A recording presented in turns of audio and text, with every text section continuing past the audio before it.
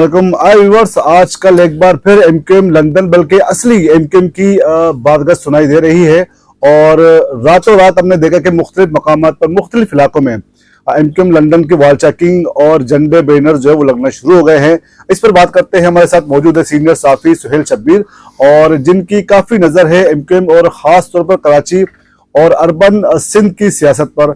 अस्सलाम वालेकुम सुहेल शब्बीर, ये बताएं कि अचानक से क्या हो गया? क्या वाकई में ग्रीन सिग्नल मिल गया एमक्यूएम लंदन को कि वो दोबारा से अपनी सियासी सरगर्मी शुरू करें?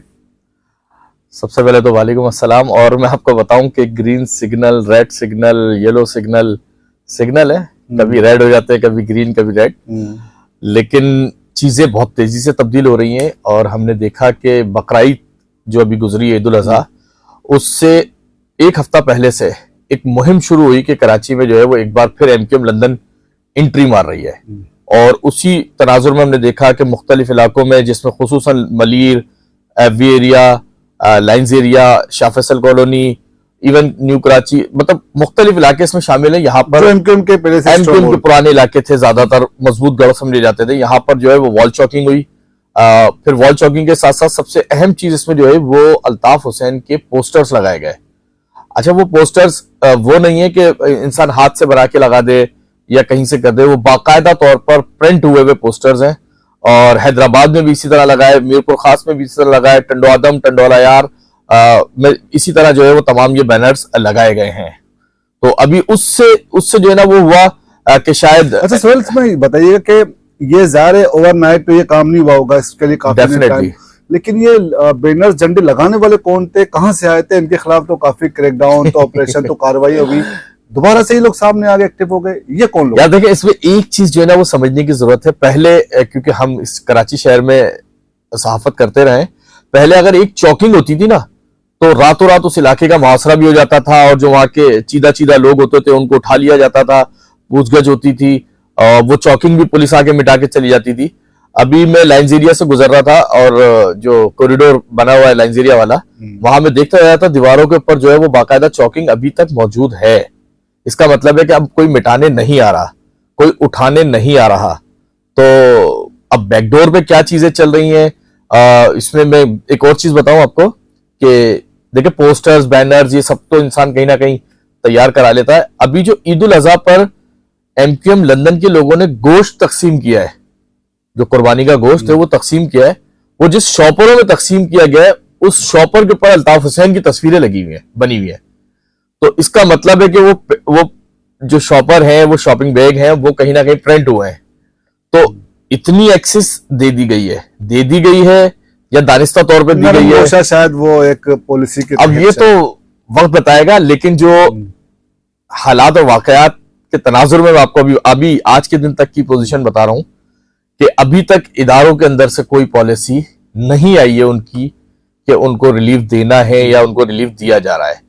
वो एक अलग बात है कि ये खुद इस तरह के इकदाम कर रहे हैं एमक्यूएम के कारकुनान, तो उसमें जो है वो अब देखते हैं कि इनके ऊपर हाथ डलता है, इनको छोड़ दिया जाता है, या फिर एक, क्योंकि कुछ अखबारात में खबरें भी लगी, वो मेरी भी नजरों से गुजरी कि बैकडोर कोई राब्ते चल रहे हैं। लेकिन जब हमने मालूमात की तो मुझे तो ऐसा कोई बैकडोर राब्ता नजर नहीं आया। लेकिन अभी फिलहाल इदारों की तरफ से एमक्यूएम लंदन पे मुकम्मल तौर पर पाबंदी, खामोशी है, मतलब तकरीबन पाबंदी भी है और नरम गोशा भी है, इसीलिए शायद कुछ। अच्छा, दूसरी बात ये बता कि सोशल मीडिया भी इनका बड़ा एक्टिव हो गया है, क्योंकि पिछले दिनों हमने देखा कि एमक्यूएम लंदन का जो वेबसाइट था उसको भी शायद वो दोबारा से उस पर पाबंदी थी, वो खत्म हो गई। तो ये तासुर था कि शायद दोबारा से एमक्यूएम लंदन को एक्सेस कराची का, हैदराबाद या सियासत में एक्सेस मिल गया है। तो इस तासुर को किस तरह आप देखते हैं? देखिए, मैं अभी इंफॉर्मेशन बेस्ड बात कर रहा था आपसे कि ये इंफॉर्मेशन है, इसकी बुनियाद पर अभी तक एमक्यूएम लंदन को कोई स्पेस नहीं मिल रही। लेकिन अगर बीइंग ए सहाफी मुझसे आप पूछें तो मैं हक में हूं कि एमक्यूएम लंदन हो, इवन के पीटीआई क्यों ना हो, सियासी स्पेस सबको मिलनी चाहिए। सियासी, उसके अंदर कोई क्रिमिनल एक्टिविटी ना हो, कोई वायलेंस ना हो, कोई दहशतगर्दी ना हो, कोई भत्ताखोरी ना हो, कोई बोरीबंद लाशें ना हो।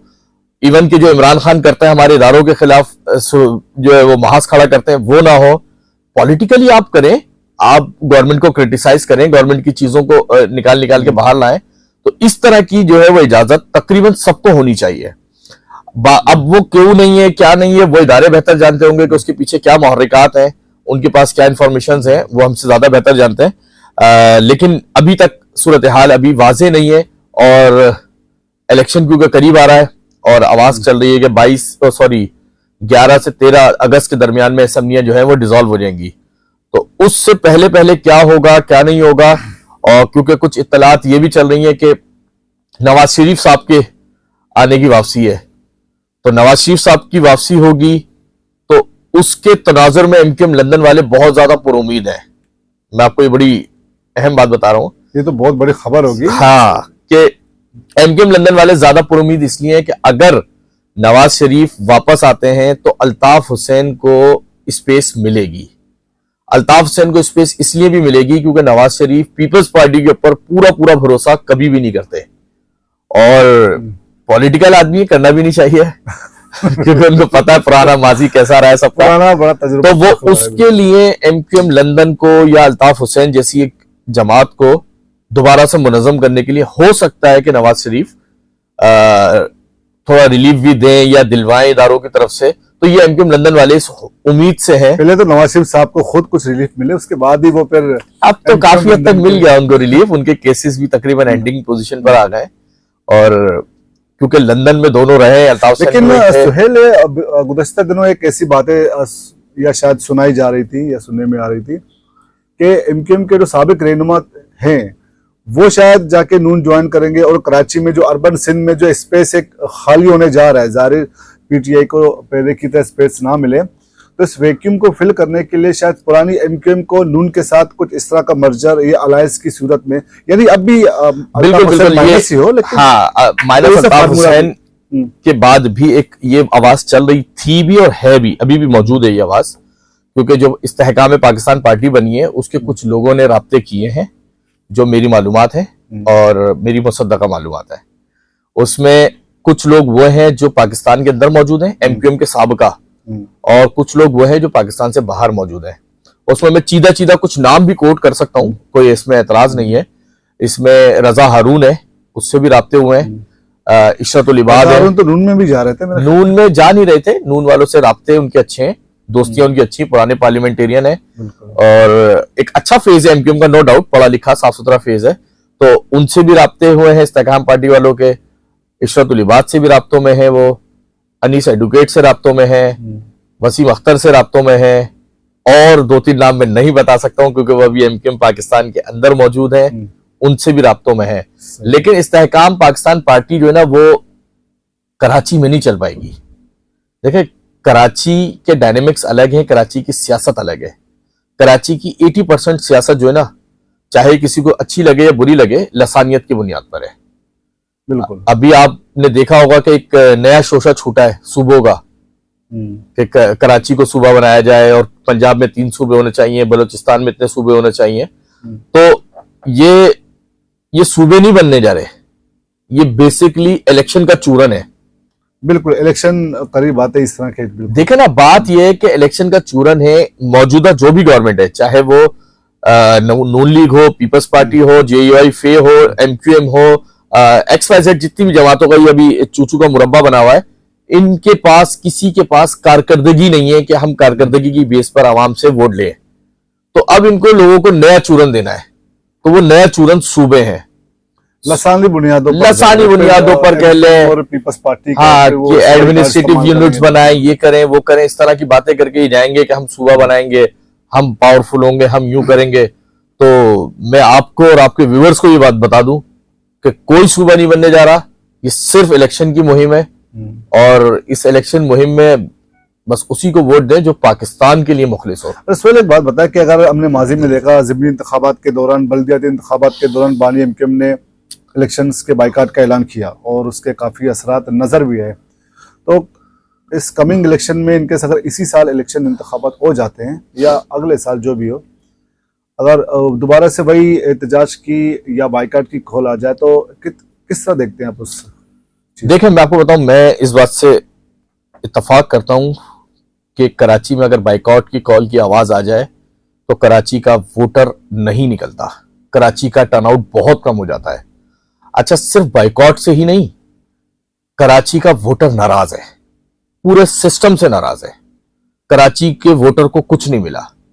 अभी जिस तरह मेयर मुंतखब हुआ है, सबको पता है किस तरह मुंतखब हुआ, मतलब मजाफात से आपने वोट लिए, वो भी हल्का बंदियों में हेरा फेरी मार के, और उसके बाद अपने अपनी काउंटिंग पूरी करके मेयर बना लिया। और उसमें भी हमारे कुछ एमकेएम के दोस्तों की मेहरबानी है कि उन्होंने इनको खाली जगह दी और उन्होंने आके पुर कर दी। तो बाइकआउट का बहुत असर पड़ेगा, और बाइकआउट का असर इसलिए पड़ेगा क्योंकि लोग मायूस हैं, और मायूसी जो है वो खत्म नहीं हो पा रही है। लेकिन आप नहीं समझते कि इसका नुकसान सिर्फ एमकेएम पाकिस्तान को होगा, क्योंकि बाकी पार्टियों का वोट बैंक तो बहरहाल अपनी जगह मौजूद है। कोई अगर कम मार्जिन से भी कोई पार्टी उम्मीदवार अगर जीतता भी है तो उसके लिए कोई मसला नहीं है। पाकिस्तान को एमकेएम पाकिस्तान को नुकसान होगा, और एमकेएम पाकिस्तान के लिए अब ये सोचने का मकाम है कि हमें किस तरह इसको कवर अप करना है। कि लंदन का बाइकआउट, अगर लंदन को स्पेस नहीं मिलता तो यकीनी तौर पर वो बाइकआउट करेंगे, मतलब ऑब्वियसली, क्योंकि उनका जो ट्रैक रिकॉर्ड है उसके मुताबिक मैं बात कर रहा हूँ। तो एमकेएम पाकिस्तान को इसका काफी नुकसान होगा। एमकेएम पाकिस्तान इस खुशफहमी का शिकार है कि पीटीआई के आजकल दिन अच्छे नहीं चल रहे, तो उसका फायदा एमकेएम को मिलेगा। तो मैं आपको बताऊं कि एमकेएम से ज्यादा फायदा पीपल्स पार्टी उठा जाएगी, एमकेएम से ज्यादा फायदा जमात इस्लामी ले जाएगी। अच्छा, इस पे बात करते हैं। सुहेल शब्बीर ये बताएं कि एमकेएम जो क्लेम करती है या बाकी जो लोग कि 2018 में कराची अर्बन सिंध का वैक्यूम या अर्बन सिंध का मैंडेट एमकेएम से उठाकर पीटीआई को, ये ऐसा ही है, ऐसा ही है। और अब कमिंग इलेक्शन में आप क्या देखते हैं कि ये मैंडेट किसकी तरफ जाने वाले दोबारा? देखें, अब ये तो इलेक्शन पे डिपेंड करता है कि 18 जैसे इलेक्शन हुए तो फिर किसी को मुकमुका करके दे देंगे, वो तो ऑब्वियसली। और फेयर इलेक्शन का तो आप ख्वाब भी ना सोचें, फेयर इलेक्शन तो हमारे मुल्क में कभी हुए नहीं है। हाँ, ये जरूर है कि एमक्यूएम जो मौजूदा एमक्यूएम पाकिस्तान है, इसको बहुत ज्यादा मार्जिन से नहीं, हल्के हल्के मार्जिन से कोई 6, 7, 8 सीटों तक लाके रोक दिया जाएगा। सही। और ये वो सीटें होंगी जो हुकूमत गिराने और बनाने के काम आएंगी हमेशा। सही। क्योंकि एमक्यूएम पाकिस्तान को भी कुछ ना कुछ तो देना है ना, उनकी भी कुर्बानियां है, तो सीटें शायद कुछ बढ़ा के देने इस दफा, बढ़ा के देना। अभी देखिए, ये कबल वक्त होगा कहना, लेकिन वो वाली बात है ना कि अगर एमक्यूएम के लोगों से बात करो तो वो तो बताते हैं कि पूरी की पूरी सीटें हमें दे रहे हैं, लेकिन जो आगे पीछे से पता करो तो पता चलता है कि इतना नहीं है जितना सोच रहे हैं। चले, बहुत बहुत शुक्रिया सुहेल शब्बीर। मेरे ख्याल में इसको वाइंड अप करें। ये टॉपिक आज का था कि एमक्यूएम लंदन की शायद वापसी हो रही है या फिर कुछ इस तरह के मामला या कुछ और किचड़ी पकने जा रही है। तो हमने इस पर सुहेल शब्बीर ने अपनी जो मालूमात के मुताबिक जो है वो हमारे देखने वालों को आगाह किया कि अब तक अर्बन सिंध के हवाले से हमारे पॉलिसी साजों की क्या पॉलिसी है। तो इस हवाले से आइंदा हमारे पास मजीद कोई अगर कोई डेवलपमेंट्स होगी तो उस हवाले से हम आपको आगाह करते रहेंगे। तब तक के लिए इजाज़त दीजिए। अल्लाह हाफिज़।